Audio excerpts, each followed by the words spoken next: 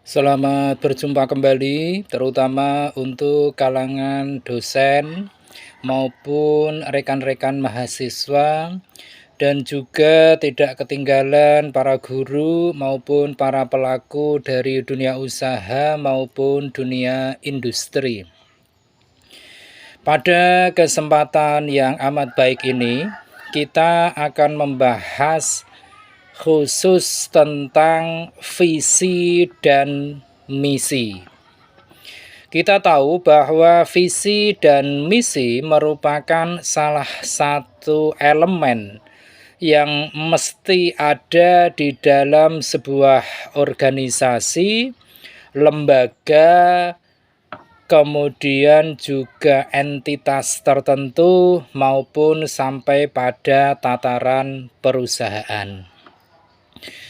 Nah, kita mesti sudah paham betul tentang apa itu visi dan misi, serta perannya di dalam keberhasilan sebuah organisasi.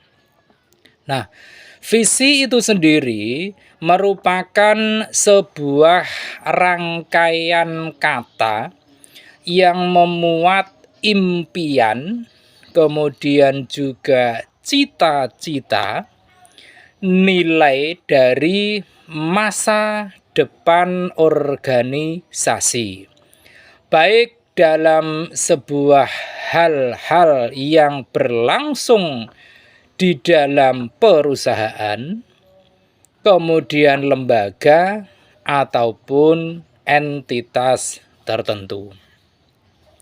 Sedangkan misi merupakan bagaimana sebuah organisasi dapat mewujudkan cita-citanya di masa depan. Kita tahu bahwa visi dan misi merupakan satu kesatuan yang sulit sekali untuk dipisahkan satu dari yang lain. Seperti yang telah kita sampaikan tadi di dalam pengertian visi maupun misi. Tentu kita ingin mengetahui secara lebih pasti tentang perbedaan antara visi dan misi. Mari kita telaah perbedaan-perbedaan tersebut. Yang pertama adalah bahwa di dalam visi itu merupakan tujuan utama, gambaran secara garis besar atau cita-cita tertentu dari suatu organisasi di masa yang akan datang.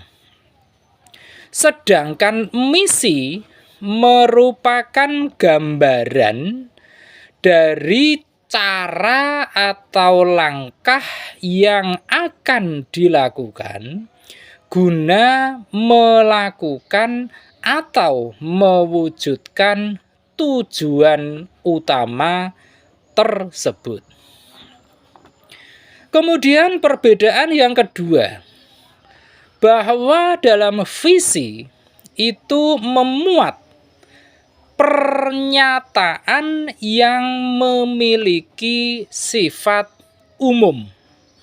Sedangkan misi itu memuat penjelasan atau pernyataan dengan bahasa yang lebih operasional dan lebih detail.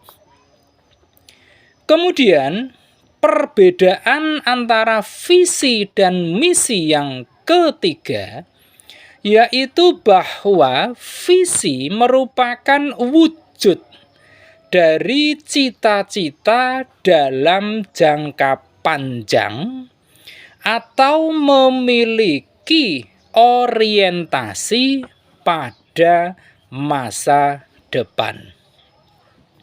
Sedangkan misi memiliki wujud sebagai cita-cita jangka pendek, di mana orientasinya pada saat ini atau masa kini. Kemudian perbedaan antara visi dan misi yang keempat adalah bahwa di dalam visi itu terdiri dari hanya satu kalimat, bahkan tidak lebih dari satu paragraf. Sedangkan misi itu disusun dari berbagai kalimat sebagai penjabaran atau turunan dari visi yang telah ditetapkan. Dan perbedaan yang kelima antara visi dan misi adalah bahwa visi memiliki sifat yang lebih permanen, sedangkan misi memiliki sifat yang fleksibel, yang memiliki arti bahwa misi dapat berubah sesuai dengan kebutuhan, bergantung kepada situasi dan kondisi yang ada. Itulah ada 5 perbedaan antara visi dan misi seperti yang telah kita jelaskan baru saja. Berikutnya adalah kita akan mengenal fungsi dari visi dan misi. Fungsi yang pertama dari visi dan misi adalah untuk memberikan standar kerja, di mana standar kerja dapat membuat karyawan memiliki target dalam bekerja, sehingga pekerjaan akan menjadi lebih efektif dan juga efisien. Fungsi yang kedua dari visi dan misi adalah guna memastikan tujuan dasar, di mana dalam hal memastikan tujuan dasar ini, semua karyawan akan memahami tujuan dasar dari organisasi atau perusahaan, sehingga mereka akan memiliki deskripsi yang jelas terkait dengan tugas dan tanggung jawabnya. Fungsi yang ketiga dari visi dan misi adalah untuk meningkatkan motivasi kerja. Visi dan misi dari sebuah organisasi atau perusahaan sangatlah memiliki pengaruh di dalam meningkatkan motivasi dari karyawan dalam bekerja dan mewujudkan tujuan atau visi dari perusahaan. Kemudian yang keempat adalah bahwa visi dan misi juga berfungsi untuk mempengaruhi pengambilan berbagai kebijakan atau keputusan. Visi dan misi pada sebuah organisasi atau perusahaan akan sangat mempengaruhi pengambilan kebijakan ataupun keputusan terkait dengan berbagai operasionalisasi organisasi ataupun perusahaan. Pengambilan kebijakan atau keputusan ini dilakukan guna memberikan hal-hal yang terbaik bagi organisasi ataupun perusahaan sesuai dengan visi dan misi yang telah ditetapkan. Dan fungsi yang kelima dari visi dan misi adalah untuk meningkatkan produktivitas dan kinerja. Visi dan misi yang dapat dipahami akan memiliki potensi untuk menggerakkan perasaan dari para karyawan untuk semakin bersemangat dalam mewujudkan tujuan dari organisasi ataupun perusahaan. Itu tadi beberapa fungsi dari ditetapkannya visi dan misi. Berikutnya adalah manfaat dari visi. Manfaat yang pertama, jika sebuah organisasi atau perusahaan memiliki visi yang baik dan jelas adalah yang pertama, bahwa perusahaan atau organisasi tersebut akan menjadi sesuatu yang dapat membangun sebuah imajinasi bersama dalam meraih keberhasilan bersama.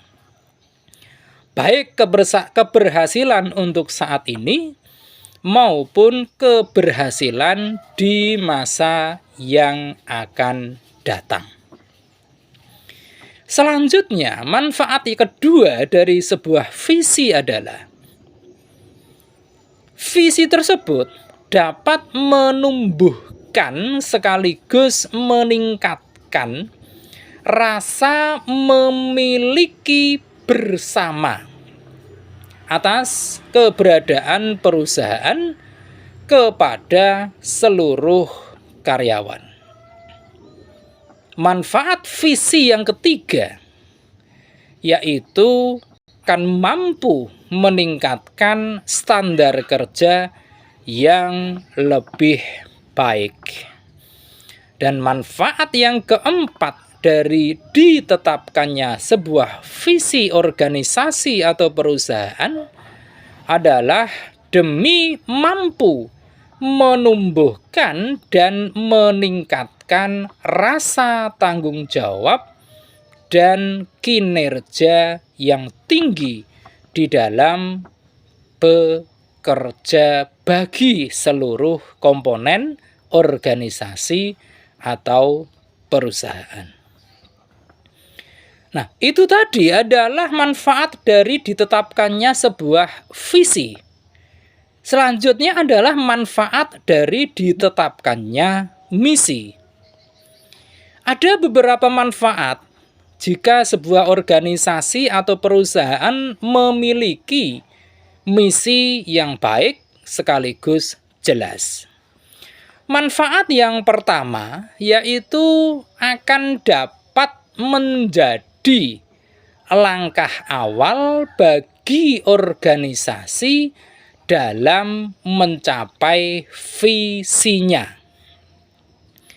Manfaat kedua dari misi adalah memberikan dan menerjemahkan tujuan dasar dari organisasi sehingga dapat memberikan tolok ukur dalam penggunaan atas waktu, pemanfaatan biaya, dan juga kinerja tentu akan dapat dikontrol dan dievaluasi.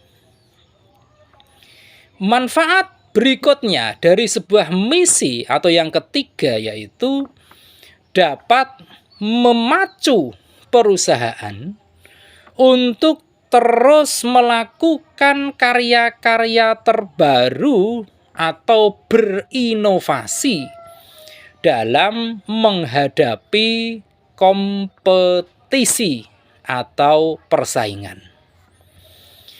Manfaat yang keempat dari sebuah misi adalah dapat menciptakan sebuah situasi maupun kondisi dari organisasi yang sehat, yang disebabkan karena memiliki tujuan besar yang sama. Manfaat kelima dari ditetapkannya misi adalah dapat menjadi acuan bagi seluruh komponen karyawan maupun organisasi dalam mengambil berbagai kebijakan yang tentu agar disesuaikan dengan visi organisasi. Yang keenam, manfaat dari misi adalah dapat membantu seluruh komponen karyawan di dalam memahami dengan mudah atas tanggung jawab dan tujuan dari organisasi. Dan yang ketujuh adalah bahwa dengan misi akan dapat menjadi pedoman bagi organisasi dalam melakukan berbagai perubahan atau pengembangan organisasinya sesuai dengan kondisi dan situasi terkini. Itu tadi beberapa manfaat dari misi. Selanjutnya adalah jika kita ingin menyusun sebuah visi, kita juga ada baiknya untuk mengenal tentang syarat-syarat untuk menyusun sebuah visi. Ada beberapa syarat yang paling tidak harus dipenuhi jika kita ingin menyusun sebuah visi. Yang pertama adalah bahwa visi harus memiliki orientasi pada masa depan. Yang kedua adalah visi tidak hanya berdasarkan pada situasi dan kondisi masa kini saja. Dan syarat ketiga dari sebuah visi adalah disusun dengan mengacu pada nilai-nilai organisasi. Nah, selanjutnya adalah setelah kita mengenal syarat dari visi, tentu kita juga ingin mengenal syarat dari disusunnya sebuah misi. Syarat yang pertama jika kita ingin menyusun misi adalah misi haruslah dinyatakan secara jelas dan sederhana. Syarat kedua dari misi adalah haruslah fokus pada masa di mana sekarang sedang terjalani oleh sebuah organisasi. Dan syarat ketiga dari sebuah misi adalah memuat kesesuaian antara program jangka pendek sampai program jangka panjang. Itulah pembahasan sangat-sangat singkat kita di kesempatan kali ini tentang visi dan juga misi. Setelah kita mengenal beberapa hal tadi tentang visi dan misi, harapannya adalah bahwa kita belum terlambat untuk menentukan visi maupun misi.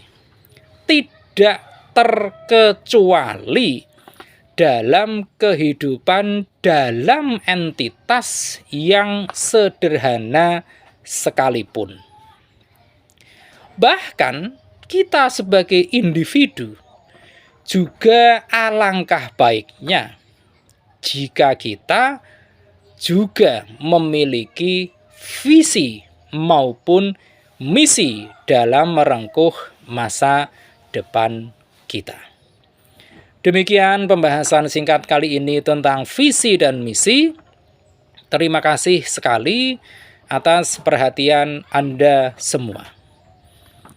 Jangan lupa setelah menyaksikan tayangan ini, silahkan klik di layar Anda untuk like, komen, share, dan tentu saja jangan lupa subscribe. Terima kasih.